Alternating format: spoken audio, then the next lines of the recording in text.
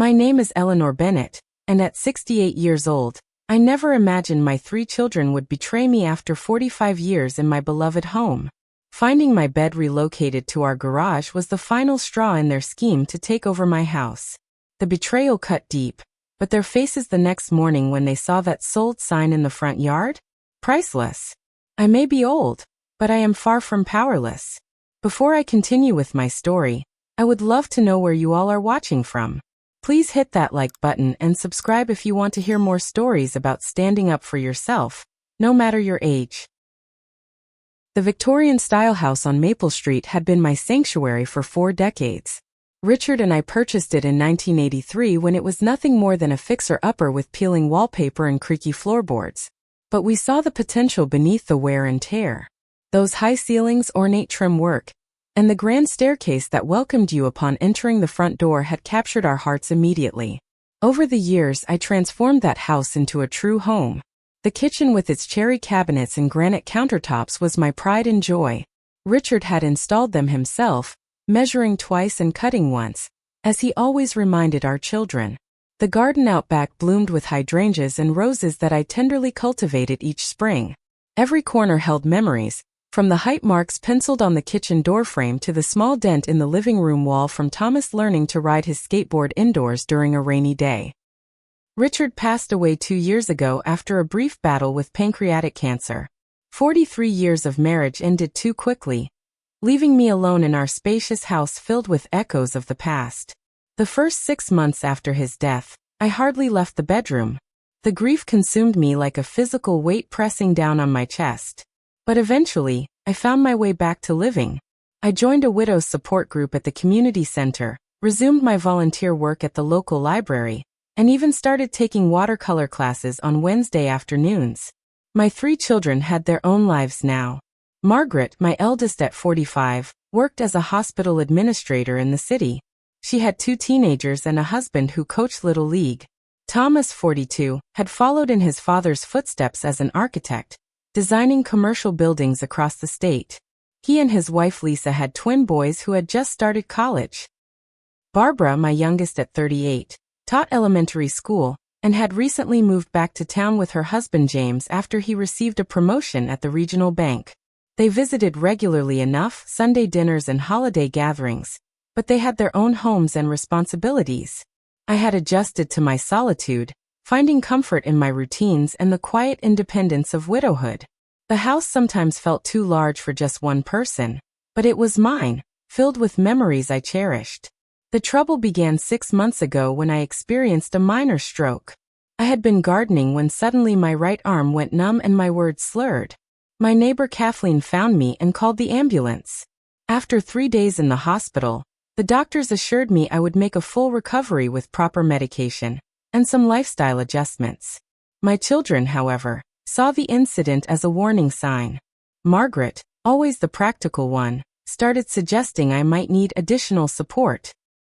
Thomas would casually mention articles about seniors thriving in retirement communities. Barbara would offer to come help with housework, looking around with assessing eyes as if cataloging all the ways the house might become a hazard. "Mom, we just want to make sure you are safe," Margaret would say, her tone carrying that hint of condescension that made my skin crawl. I understood their concern but resented their assumptions about my capabilities. The stroke had frightened me too, but my recovery had been swift. Dr. Wilson had praised my resilience and overall health at my follow-up appointment. "For a woman your age, you are in exceptional condition," he had said. "Just keep taking the medication, watch your sodium intake, and try to reduce stress." The house had become more than just a building to me over the decades. Each room contained the story of our family. The living room where we had placed the Christmas tree every year, adorned with handmade ornaments the children created in school. The dining room that had hosted 40 Thanksgiving dinners, the table expanding with leaves to accommodate growing families. The small den where Richard and I would sit in companionable silence, him with his crossword puzzles, me with my mystery novels. Even the painful memories had their place. The bathroom where I had sat on the edge of the tub and cried after my miscarriage before Thomas was born. The hallway where we had argued about Barbara staying out past curfew. The kitchen where Richard and I had silently prepared breakfast the morning after considering separation during a rough patch in our marriage. All these moments, joyful and heartbreaking alike, were embedded in the walls of this house. Kathleen understood my attachment. Having lived next door for 30 years, she had witnessed much of our family history unfold. A widow herself, she recognized my need for independence and the comfort of familiar surroundings.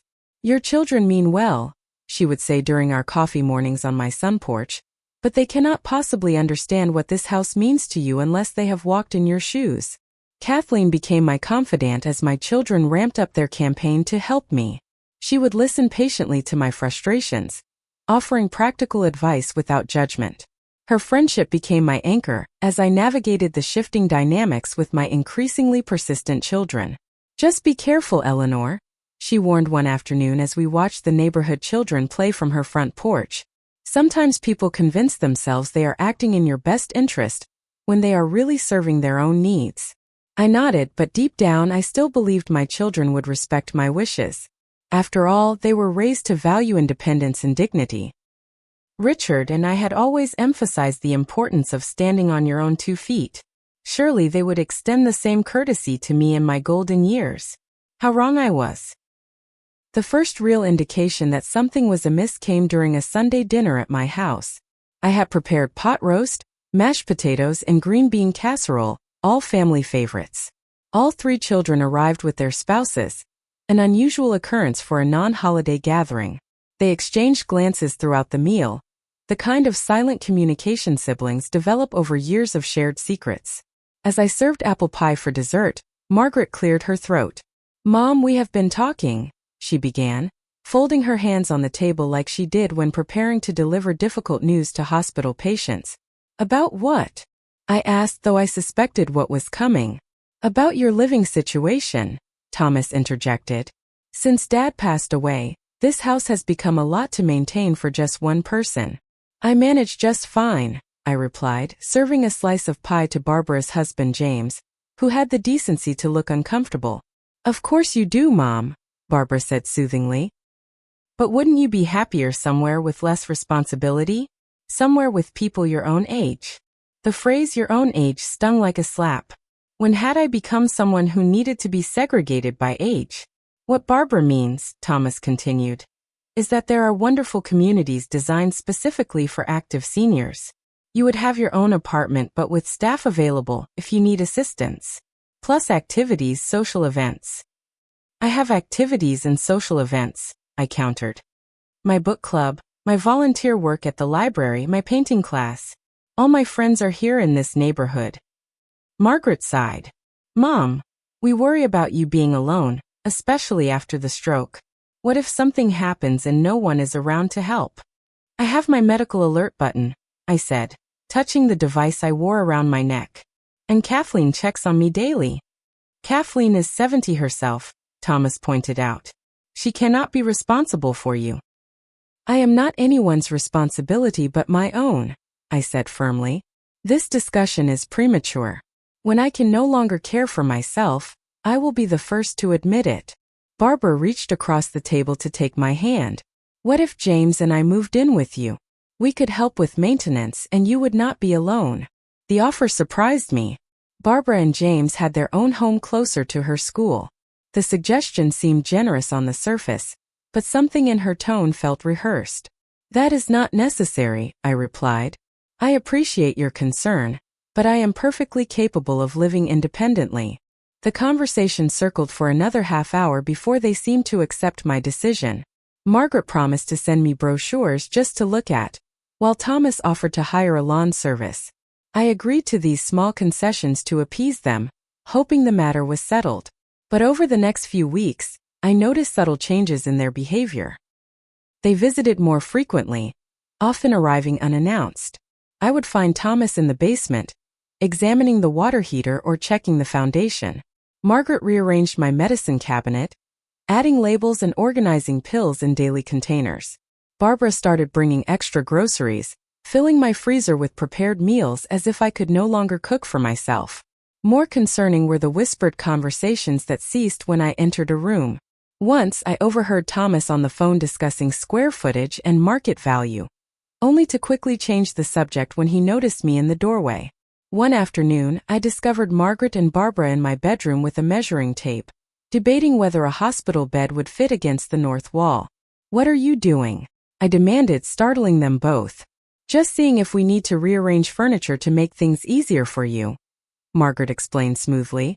"I do not need my furniture rearranged," I said. "And I certainly do not need a hospital bed." They exchanged that look again, the one that excluded me from their private understanding. "Of course not, Mom," Barbara said. "We are just planning ahead." The incident troubled me enough to mention it to Kathleen during our next coffee date. "They had a measuring tape in my bedroom," I told her, still unsettled by the memory. Kathleen frowned. "That seems presumptuous. Have they mentioned moving you again?" "Not directly," I admitted, "but I sense they have not abandoned the idea. Thomas asked about my mortgage papers yesterday. When I reminded him the house was paid off 15 years ago, he wanted to know where I keep the deed." "And you told him?" "No," I said. "I said Richard always handled those matters, which is not true." But his question felt intrusive. Kathleen stirred her coffee thoughtfully. "Eleanor, I do not want to alarm you, but you might want to be careful about what information you share with your children right now. Something does not feel right." Part of me wanted to defend my children. They were concerned, perhaps overprotective, but surely they would not go behind my back to make decisions about my life. Yet another part remembered how Richard always said our Margaret had a mind like a steel trap and the determination of a bulldog once she decided what was best. "Maybe I am being paranoid," I said to Kathleen. "They are my children. They would not betray my trust." Kathleen reached across the table to pat my hand. "I hope you are right. But trust your instincts, Eleanor. You have good ones." Despite her warning, I could not bring myself to believe my children would act against my wishes. They had their flaws, as all people do, but they were good people at heart. Richard and I had raised them to be honorable and respectful. Surely that upbringing would guide their actions, even if their concern for me sometimes felt overbearing. How wrong I was to underestimate the power of convinced righteousness. My sister Patricia lived 3 hours away in Springfield. We had always been close, calling each other weekly and visiting when possible.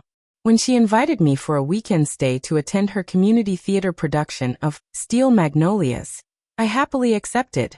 The timing seemed perfect, a brief escape from my children's increasing surveillance. I packed a small suitcase on Friday morning, planning to return Sunday evening after the final performance. Thomas insisted on driving me, claiming my car needed a tune-up he would arrange while I was gone. I accepted the offer, not wanting to argue over something so minor. "Have a great time, Mom," he said, hugging me before I entered Patricia's house.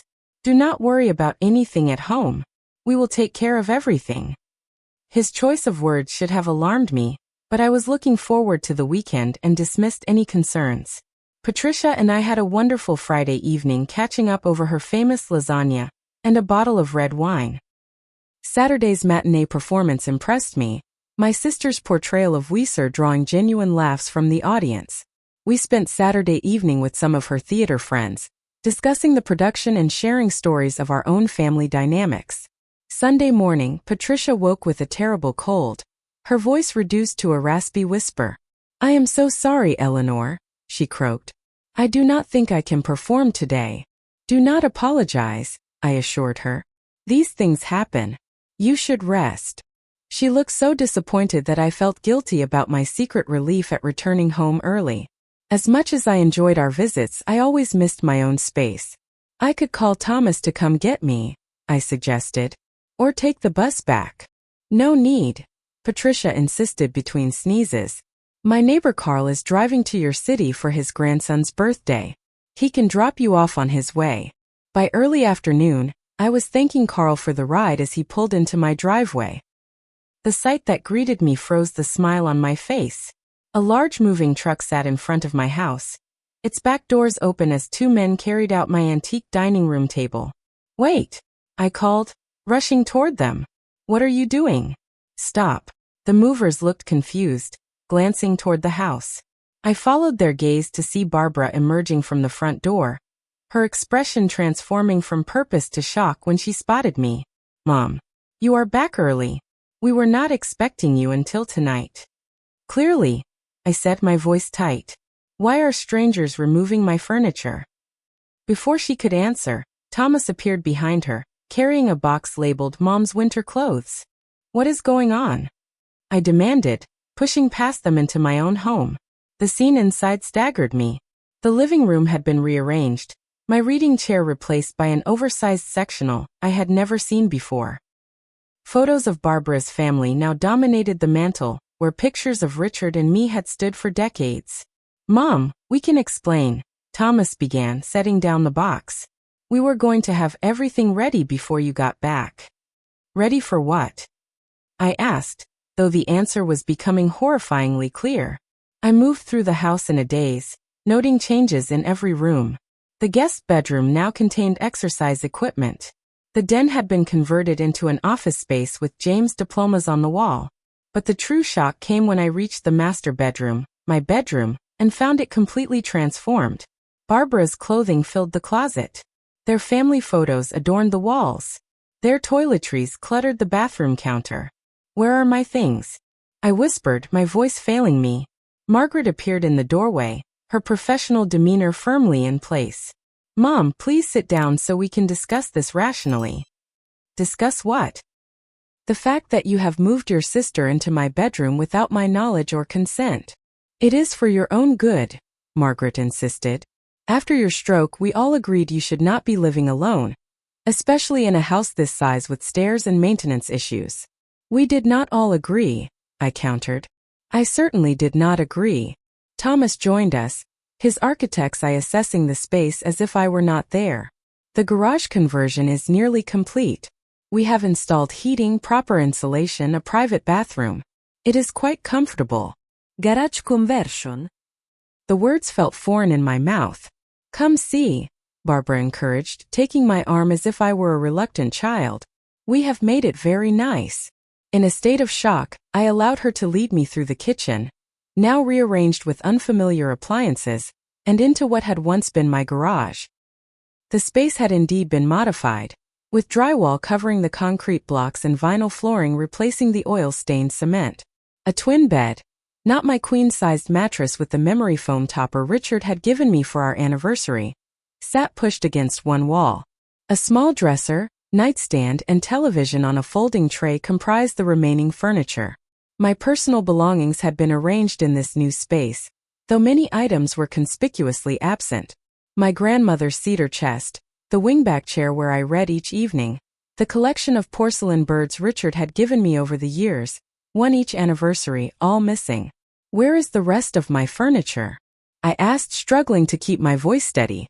"We had to downsize some things," Margaret explained. "The garage apartment does not have room for everything, but we saved all the important items." "Who decided what was important?" I demanded, anger finally breaking through my shock. "Mom, be reasonable," Thomas said. "This arrangement makes sense for everyone. You get the support you need, Barbara and James get more space for when they start a family, and the house stays in the family." "My house," I corrected him. "My house that is solely in my name, that your father and I paid off, that I never agreed to share." "We know this is an adjustment," Barbara said soothingly, "but you will see it works better this way. We will all be here if you need help, but you still have your privacy." I looked around the converted garage with its single window, thin walls that would do little to muffle household noises, and the unmistakable lingering smell of motor oil beneath the fresh paint. This was not privacy. This was exile within my own home. "The house is too valuable to sit mostly empty with just you rattling around in it," Margaret added, her practical nature showing through. "This way everyone benefits." I realized then that they had planned this thoroughly, counting on my absence to execute their scheme and present me with a fait accompli. They expected compliance, perhaps some token resistance followed by resignation. They saw me not as a person with agency and rights, but as a problem to be managed, an asset to be allocated. In that moment I wanted to scream, to throw things, to order them all out of my house. But some instinct for self-preservation kept me silent. If I revealed the depth of my fury, they would only use it as evidence of my instability, further justification for their actions. So I nodded slowly, pretending to consider their arguments. I see you have put a lot of thought into this. I need some time to process everything. They exchanged relieved glances, interpreting my response as acquiescence. Of course, Mom, Barbara said. Take all the time you need. We will finish moving the last few things and let you rest. It has been a big day. As they filed out, discussing dinner plans as if they had not just upended my entire life, I sat on the edge of the unfamiliar twin bed and surveyed what they had decided should be my new reality. The converted garage with its dropped ceiling and hollow core door. The narrow window that faced the neighbor's fence rather than my beloved garden. The sad little bathroom with its plastic shower stall instead of my clawfoot tub. When I was certain they had gone, I allowed myself a single, silent scream into the pillow they had chosen for me, tears soaking the unfamiliar pillowcase. Then I reached for my phone and dialed the one person who would understand the magnitude of this betrayal. Kathleen. I whispered when she answered. I need your help. They have gone too far. That night in the garage apartment was the longest of my life. The twin bed felt narrow and unfamiliar, the mattress too firm against my aging joints. The space heater Thomas had installed hummed incessantly, yet cold drafts still crept across the floor. Every sound from the main house penetrated the thin walls, Barbara and James speaking in normal volumes as if I could not hear their discussions about adjusting the thermostat now that Mom is not paying the bills, and finally updating that outdated kitchen. Sleep eluded me. Instead, memories flooded back, vivid and painful in their contrast to my current circumstances. Richard and I choosing paint colors for each room, debating the merits of eggshell versus ecru for the living room walls. Bringing baby Margaret home, placing her cradle in the bedroom corner so I could watch her sleeping face from our bed. Richard building the backyard swing set while Thomas and Barbara offered their 3- and 6-year-old assistance. The Christmas we all had flew but still managed to make it downstairs to open presents, piling blankets in the living room for an impromptu indoor campout. Around 3 in the morning, a particularly poignant memory surfaced. Richard in the final weeks of his illness, too weak to leave our bedroom, holding my hand as we watched the sun rise through our east-facing windows. Promise me something, Ellie, he had said, using the nickname only he ever called me. Anything, I had whispered, knowing our time was short. Do not let anyone decide your worth, he said with surprising firmness. Not the children, not doctors, not society. You decide who you are and what you need. Promise me. I had promised, thinking I understood what he meant. Only now, lying in this garage conversion my children had deemed adequate for their aging mother, did I fully comprehend his warning. By dawn, grief had transformed into cold resolve. I would not allow this betrayal to stand. I had not spent 68 years building a life, raising children, supporting a husband, maintaining a home, only to be relegated to an afterthought in my own story. At 6:30 I called Kathleen. I need coffee and a clear head, I told her when she answered, my voice steadier than I expected. Can you come over? 30 minutes later, Kathleen arrived with 2 large coffees and bagels from the corner cafe. My children, still asleep in my house, did not hear her quiet knock on the side door of the garage. Oh, Eleanor, she said when she saw the space. This is unacceptable. We sat at the small folding table in the corner, keeping our voices low. They ambushed me, I explained, recounting the previous day's events. Used my weekend away to execute their plan. Kathleen's expression darkened with each detail. This is elder abuse, plain and simple. Taking over your home without consent, moving your possessions, trying to make you dependent on their goodwill. What are my options? I asked. If I confront them directly, they will just insist this is for my safety. Margaret has probably already researched how to declare me incompetent if I resist too strongly. Kathleen considered this, stirring her coffee thoughtfully.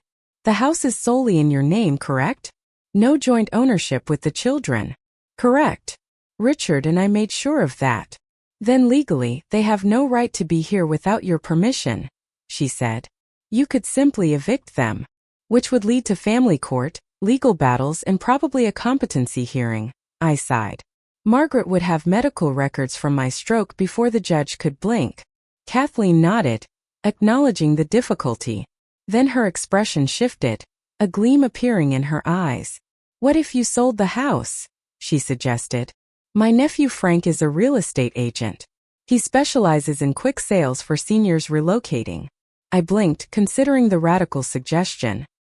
Sell my home of 40 years? It is not really your home anymore, Kathleen pointed out gently. They have made that clear. And if you sell, you control the proceeds, not them. The idea was simultaneously terrifying and liberating. Leave the house where I had raised my family, where Richard and I had built our life together. Yet the thought of controlling my own destiny again, of shocking my children with the consequences of their actions, held undeniable appeal. How quickly could it happen? I asked. Frank has investors who make cash offers. With the current market, especially for a Victorian in this neighborhood. Kathleen's voice trailed off as she mentally calculated. Days, not weeks, if you are willing to take slightly below market value. I sipped my coffee, weighing decades of memories against my current humiliation. Before I could respond, I heard movement in the main house, the sound of the kitchen door opening.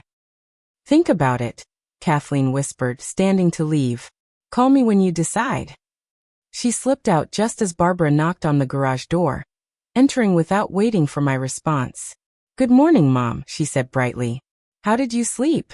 Fine, I lied, managing a neutral expression. Great. I made blueberry pancakes, your favorite. Her tone was cheerful but held that same condescension I had heard increasingly over recent months. In the kitchen, Thomas and James sat at my table, discussing plans for the garden. I think we should remove those old rose bushes, James was saying. Create a more usable space for outdoor entertaining. Those roses are award-winning varieties, I interjected, taking a seat. I have cultivated them for 30 years. An awkward silence fell, broken by Thomas's forced chuckle. Mom, we know you love your garden, but maintaining those roses is a lot of work. We are just trying to make things more manageable. For whom? I asked mildly, accepting the plate of pancakes Barbara offered. Before anyone could answer, the front door opened and Margaret's voice called out. Hello? We brought coffee and donuts. She appeared in the kitchen doorway with her husband Robert, carrying a bakery box and tray of coffee cups. Mom, good morning. How are you settling in? She asked, as if I had willingly moved into the garage apartment rather than been displaced without consent. Still adjusting, I replied noncommittally. The family breakfast continued with surface pleasantries, my children and their spouses discussing plans for my house as if I were a welcomed guest rather than the legal owner. I observed them with new clarity, noting how they spoke around me, occasionally directing simplified explanations my way as one might to a child. We thought we would look at replacing the water heater next weekend, Thomas informed me. It is quite old and could be a hazard. And I will help you organize your new space today, Barbara added. Make it cozy. I nodded and smiled, playing the role of the agreeable elderly mother while internally, my determination solidified. The breaking point came when I overheard Margaret in the hallway, speaking to Robert in a hushed tone she thought would not carry. Once Mom is settled in the garage apartment, we should discuss timelines for eventually selling the property. The market is hot right now, and this neighborhood is only appreciating. We could probably get $700,000, maybe more with updates. What about your mom? Robert asked. The proceeds would more than cover a nice assisted living facility, Margaret replied. With enough left over to split between the three of us. It makes financial sense. The casual way they discuss profiting from my displacement, planning even further reduction of my independence, crystallized my decision. I would not wait to be moved again. Shuffled from one appropriate space to another according to their convenience and financial calculations. When everyone finally left for their respective Sunday errands, Thomas to the hardware store, Barbara and James to purchase storage containers for organizing my things, and Margaret and Robert to take their children to soccer practice, I waited 10 minutes to ensure they were truly gone. Then I called Kathleen. I want to meet your nephew, I said without preamble. Today. Kathleen's nephew Frank met us at a diner 3 miles from my house, far enough away that we were unlikely to encounter any of my children. At 50, Frank was younger than I expected, with a direct manner and clear expertise in his field. Aunt Kathleen explained your situation, he said after introductions. Before we discuss options, I want to confirm. You are the sole owner of the property, correct? Yes, I said. My husband and I paid off the mortgage 15 years ago. After his death, I had the deed transferred solely to my name. Do you have the deed with you? I patted my handbag. And copies of the most recent property tax payments, house insurance and utility bills, all in my name. Frank nodded approvingly. Good. Some adult children add their names to elderly parents' property deeds without fully explaining the implications. I am glad that has not happened in your case. Richard was an accountant, I explained. He taught me to keep careful records and protect my interests. Smart man, Frank commented, reviewing the documents I provided. Based on recent sales in your neighborhood and the details Aunt Kathleen shared about your Victorian, I estimate the current market value between $700,000 and $750,000. The figure matched what I had overheard Margaret quoting, confirming my children had researched the potential profit from selling my home. In a traditional sale, we would list at the higher end of that range, Frank continued. But for an expedited transaction with minimal hassle, we would be looking at a cash offer around $675,000. How expedited? I asked. I work with several investors specializing in historic homes in desirable neighborhoods. They can inspect today or tomorrow, make an offer immediately after, and close as soon as your schedule permits, potentially within days. The speed both alarmed and reassured me. I would be giving up my home of 40 years, accepting less than full market value, and dramatically altering my relationship with my children.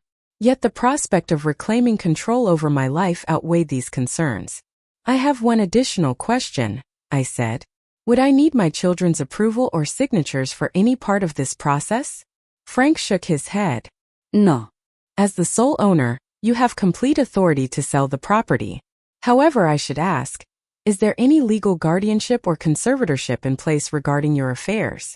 Absolutely not, I stated firmly. I am fully competent and independent. In that case, Frank said, we can proceed whenever you are ready. I took a deep breath, Richard's words echoing in my mind. Do not let anyone decide your worth. I am ready now, I decided. But I want to make one call first. Frank and Kathleen gave me privacy as I dialed my friend Judith, who had practiced family law for 30 years before retiring. Eleanor. How lovely to hear from you, she answered. Judith, I need legal advice urgently, I said, explaining the situation concisely. Her response was immediate and emphatic. They had no right to do that, Eleanor. None whatsoever. As the homeowner, you have complete authority to decide who lives there, and under what conditions. And if I choose to sell the house? I asked. Entirely your prerogative, she confirmed. Would you like me to represent you through this process? I am retired but still maintain my license. The offer touched me deeply. Would you? I will pay your usual fee. Judith laughed. For the chance to see Margaret's face when she realizes her mother is not the pushover she assumed? I would pay you for that privilege. With Judith's support secured, I returned to Frank and Kathleen with renewed confidence. Let us proceed, I told Frank. How soon can the investor see the property? I can arrange a showing for this afternoon, he replied, already typing on his phone. Though your children's presence might complicate matters. They all have plans today, I assured him. The house will be empty until at least 5 o'clock. Within an hour, Frank had confirmed an appointment with an investor named Charles Gregory who specialized in historic homes. Kathleen drove me back to the house, where I gathered essential documents and a few precious keepsakes that had survived the garage relocation, just in case my children restricted my access later. At 2 o'clock, Frank arrived with Mr. Gregory, a distinguished man in his 60s with an obvious appreciation for architectural details. He spent an hour examining the house, noting the original woodwork, updated systems, and overall condition with approving comments. The property has been beautifully maintained, he told me. Your garden is exceptional. I can tell this home has been loved. His recognition of my decades of care meant more than he could know. By 4 o'clock, we sat at my dining room table, now bizarrely repositioned in what had been my office, reviewing his offer. $680,000 cash, with a 3-day closing period. The figure exceeded Frank's initial estimate, and required no repairs or contingencies. We would handle all paperwork, Mr. Gregory explained. You would simply need to sign the closing documents and decide when to vacate. How soon could you take possession? I asked. As early as this Friday if that works for you, he replied. We can be flexible based on your needs. 4 days. In 4 days I could reclaim my independence, secure my financial future, and demonstrate to my children that I remained capable of making my own decisions. I accept your offer, I said, signing the preliminary agreement. As Mr. Gregory and Frank prepared to leave, Frank asked one final question. When do you plan to inform your family? I considered this carefully. They will discover it soon enough. After they departed, I called Kathleen again. Can I store some things at your house? Just temporarily until I find new accommodations. Of course, she replied. Want me to come help? Please. And bring your station wagon. For the next hour, Kathleen and I quietly transferred my most important possessions to her vehicle. Small items my children might not immediately notice were missing.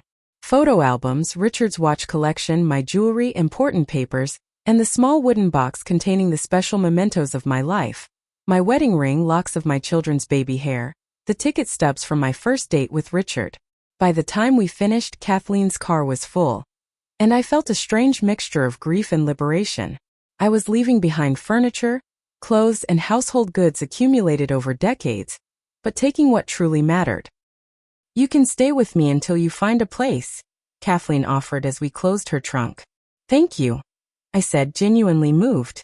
But I have already made arrangements. Indeed, while Kathleen had been loading the car, I had called the Wellington, a small but elegant apartment complex for adults 55 and older that I had noticed during my weekly trips to the library.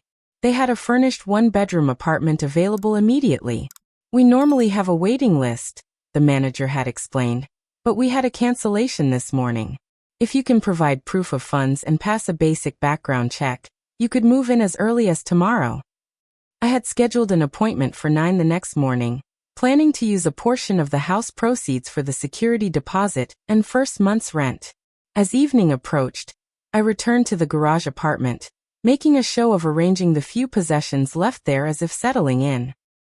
When my children returned, I maintained the facade of reluctant acceptance, responding to their solicitous inquiries with noncommittal answers. Are you hungry, Mom? Barbara asked. I made a casserole. No thank you, dear. I am quite tired. I think I will turn in early. They exchanged concerned glances but did not press the issue, clearly relieved I was not fighting their arrangement.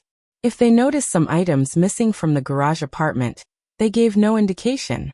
That night, I lay awake again, but not from distress. My mind raced with practical considerations and anticipated reactions. By morning, Frank would place the sold sign in the yard, a visual declaration of my independence that would greet my children as they left for work.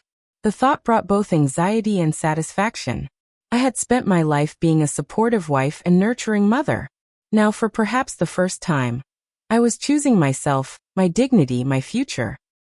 At 7 the next morning, I heard the familiar sounds of my family preparing for their day. Barbara calling to James about lunch plans, Thomas showering in what had been my bathroom. I remained in the garage apartment, waiting until I heard car doors slamming, engines starting. At 7:30, Frank texted, "Sign delivered. Call if you need anything." At 7:45, I heard a car screeching to a halt in the driveway, followed by a door slamming and rapid footsteps. Margaret's voice, tight with disbelief and fury, called out, "Mom, what have you done?" I straightened my shoulders, took a deep breath, and opened the garage door to face the consequences of my decision. Margaret stood in the driveway, her face flushed with anger, pointing at the sold sign now prominently displayed in the front yard. Behind her, Thomas's car screeched to a halt, followed moments later by Barbara and James arriving separately.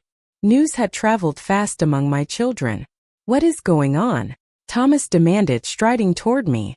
"Why is there a sold sign on our house?" "Not our house," I corrected calmly. "My house. And yes, I have sold it." The shocked silence that followed was broken by Barbara's incredulous laugh. "This is a joke, right? You cannot just sell the house." "Actually, I can. And I did." I maintained my composure though my heart raced. The papers were signed yesterday. Closing is on Friday. Margaret, always quick to recover, narrowed her eyes. This is not legally possible. You would need our signatures, our approval. No, I would not, I replied. The house is solely in my name. I checked with my attorney before proceeding. Your attorney? Thomas sputtered. Since when do you have an attorney? Since I needed one, I answered simply. Judith Harmon has represented me through this transaction. Recognition flickered across Margaret's face. Judith's reputation as a formidable lawyer was well known in our community. Mom, Barbara said, her voice softening to the patronizing tone I had grown to detest. You are not thinking clearly. This is a major decision with serious consequences. You cannot possibly understand the implications. I understand perfectly, I assured her.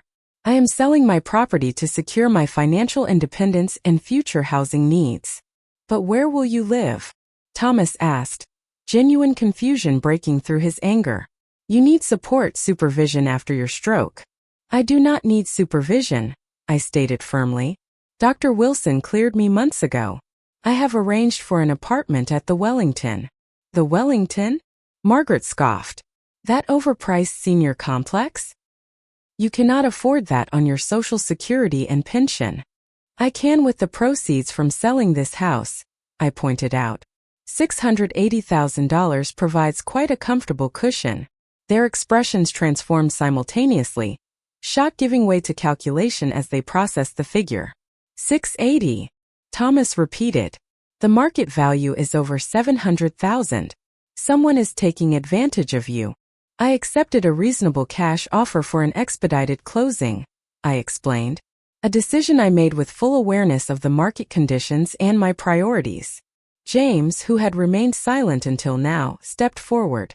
But what about our arrangement? We have already moved in. An arrangement I never agreed to, I reminded him. You moved into my home without my consent while I was away, relocated my possessions to the garage, and presented it as a fait accompli. That was not an arrangement, it was an ambush. We were trying to help you. Barbara protested, tears forming. Everything we did was for your benefit. Was it? I asked quietly. Or was it for your convenience? I reached into my pocket and withdrew my phone, pulling up the voice memo app. Let me refresh your memory about your true motivations. I pressed play and Margaret's voice filled the driveway. Once Mom is settled in the garage apartment, we should discuss timelines for eventually selling the property. The market is hot right now, and this neighborhood is only appreciating. We could probably get 700,000, maybe more with updates. Then Robert's question. What about your mom? And Margaret's damning response. The proceeds would more than cover a nice assisted living facility, with enough left over to split between the three of us. It makes financial sense. I stopped the recording, meeting each of their stunned gazes. I installed a voice recording app after I noticed you whispering whenever I entered rooms. Apparently, my paranoia was justified. You recorded us? Thomas looked outraged. That is an invasion of privacy. In my house. I countered. Where you were discussing selling my property and institutionalizing me without my knowledge. I think we have different definitions of privacy invasion. Margaret, ever practical, shifted tactics. Mom, we can work this out. Cancel the sale. We will find a better solution together, as a family. The time for family solutions passed when you moved my bed to the garage, I said. The buyers have signed. I have signed. It is done. We will contest it, Margaret threatened. We can argue diminished capacity after your stroke. You can try, I acknowledged. But Dr. Wilson's records show a complete recovery with no cognitive impairment. And Judith has already prepared for that possibility, including documented evidence of your actions constituting elder abuse under state law. The term elder abuse landed like a physical blow. Barbara gasped. Thomas paled. Even Margaret faltered. Abuse. Barbara whispered. We would never abuse you. We love you. Taking over someone's home, disposing of their possessions without consent, isolating them in substandard living conditions against their will, planning to appropriate their assets, I listed calmly. The law has specific terms for these actions, regardless of the intentions behind them. So what happens now? Thomas asked, defeat entering his voice. Now you have until Friday to move your belongings, I informed them. Anything remaining becomes property of the new owners. 4 days. James looked panicked. We cannot find a new place in 4 days. I managed it in 1, I pointed out. With a stroke on my medical record and at my advanced age. Surely you 3 can manage at least as well. And where will you go until Friday? Margaret asked, suspicion replacing anger. That is no longer your concern, I replied. But rest assured, I have comfortable accommodations arranged. Barbara began to cry in earnest now. I cannot believe you would do this to us. After everything we have done for you. This is not something I did to you, I corrected her. This is something I did for myself. There is a difference you might want to reflect upon. I turned to go back into the garage apartment, but paused, facing them one last time. I raised you to be independent, capable adults. I expected the same courtesy from you as I age. If you want to rebuild our relationship, it will need to be on terms of mutual respect, not managed care. Mom, Thomas began, but I held up my hand. I have an appointment this morning, I said. I suggest you start packing. Friday will arrive quickly. I closed the garage door behind me, legs trembling as the adrenaline of the confrontation began to fade. Through the thin walls, I could hear their heated discussion, accusations flying about whose idea the garage conversion had been, who had pushed too hard, who should have seen this coming. 20 minutes later, I left through the side door where Kathleen waited in her car as planned. My children were still arguing in the driveway, too absorbed in their crisis to notice my departure. How did it go? Kathleen asked as I buckled my seatbelt. About as expected, I replied. Shock, anger, attempts at manipulation, accusations of my mental instability. And how do you feel? I considered the question as we pulled away from the house that had been my home for 4 decades, the site of my greatest joys and deepest sorrows. Sad, I admitted, but also relieved, and strangely powerful. Kathleen smiled, understanding in her eyes. Good. Let us go sign your new lease and start the next chapter. As we drove away, I did not look back. The past would always be there in my memories, but for the first time in years, I felt myself fully present in the moment, looking forward to what came next. 1 month after selling my house, I stood in my new apartment at the Wellington, arranging a vase of fresh dahlias on the dining table. The 1-bedroom unit was less than half the size of my former home, but every inch of it was mine, arranged according to my preferences, filled only with items I had chosen to keep or acquire. The wall across from my comfortable armchair displayed the photographs I treasured most, spanning decades of family history. Richard and I on our wedding day, the children at various ages, precious moments preserved in time.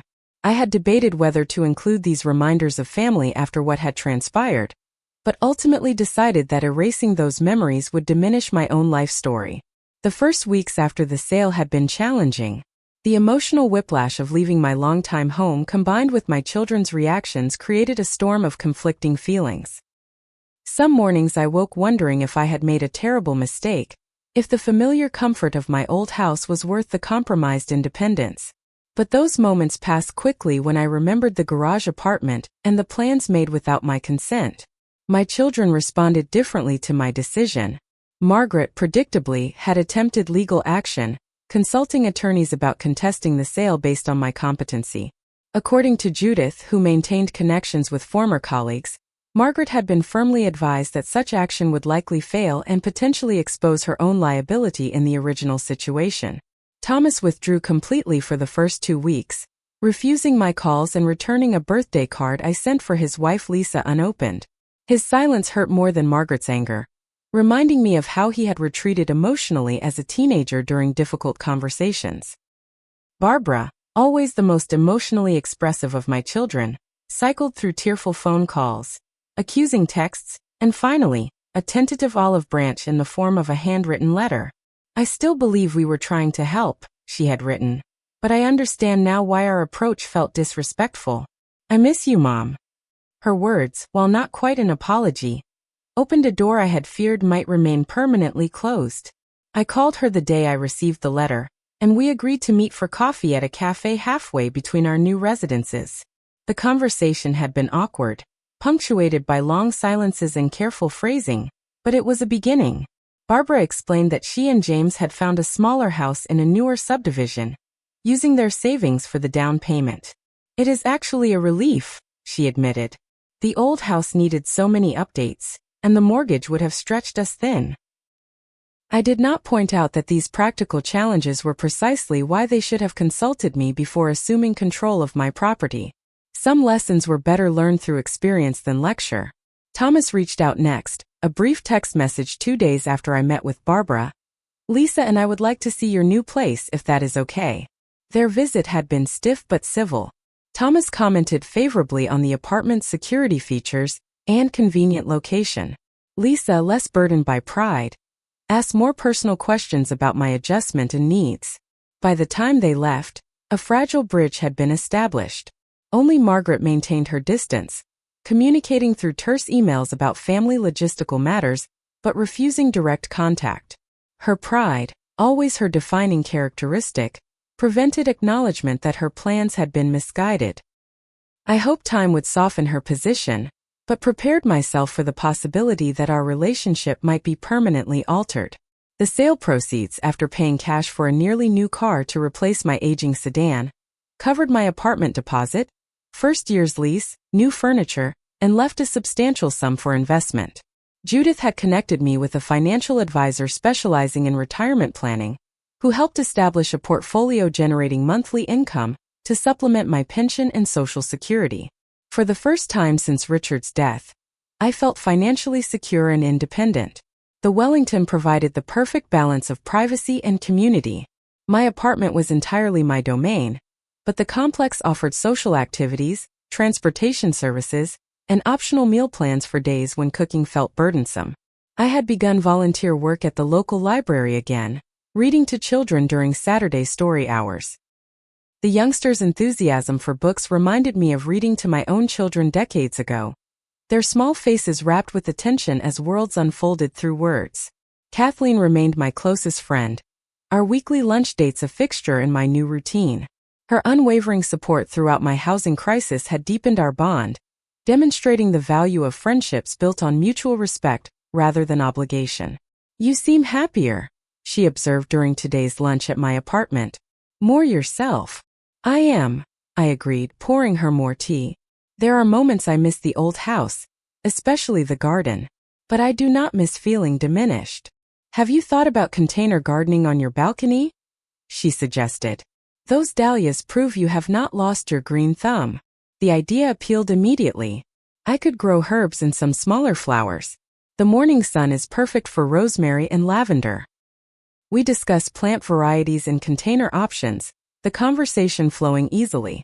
This was the gift of true friendship at our age, the comfortable exchange of ideas without judgment or agenda.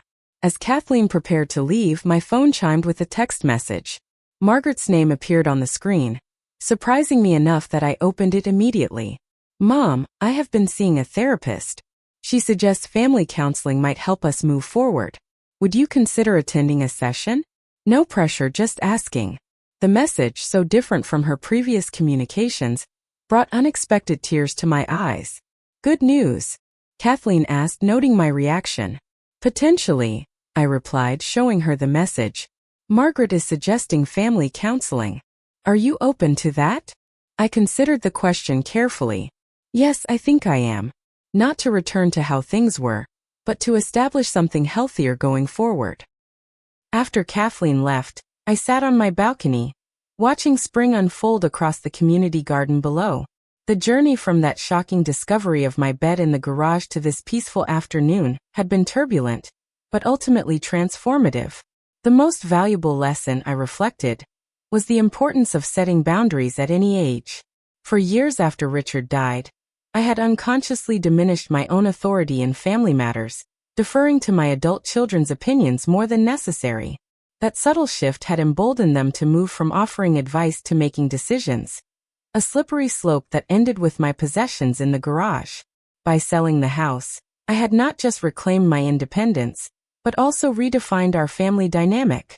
The process was painful but necessary, like setting a broken bone so it could heal properly. Now, 1 month into my new life, I recognized that standing up for myself had not destroyed my family as I had feared. Instead, it created an opportunity for more authentic relationships based on mutual respect rather than caretaking. Barbara and Thomas were beginning to see me as a person with agency rather than a problem to manage. Margaret's text suggested she might eventually join them in this recognition. The transition remained ongoing. There were still awkward moments during family gatherings. References to the house sale quickly redirected to safer topics. But beneath the discomfort, a healthier foundation was forming, one that acknowledged my continued competence and right to self-determination. As the sun began to set, casting long shadows across my new neighborhood, I thought about Richard's parting advice to never let anyone determine my worth. In honoring that promise, I had discovered strength I did not know I possessed. The courage to begin again at 68, to release the familiar in favor of the right, to prioritize dignity over comfort. That evening, I responded to Margaret's text. I would be open to family counseling. Thank you for suggesting it. Then I opened my laptop and researched container gardening, ordering ceramic pots and soil for my balcony. The future stretched before me, not as a diminished version of my past, but as a new chapter entirely my own. Life had taught me its most important lesson not in youth but in my golden years. It is never too late to stand up for yourself, to redefine relationships, to begin again with wisdom as your foundation. The house on Maple Street would always hold my memories, but this apartment held my future, a future I had claimed through my own decisive action. Have you ever had to make a difficult decision to preserve your dignity or independence? I would love to hear your stories in the comments below. And if this story resonated with you, please consider liking, subscribing, and sharing it with someone who might need encouragement to stand up for themselves.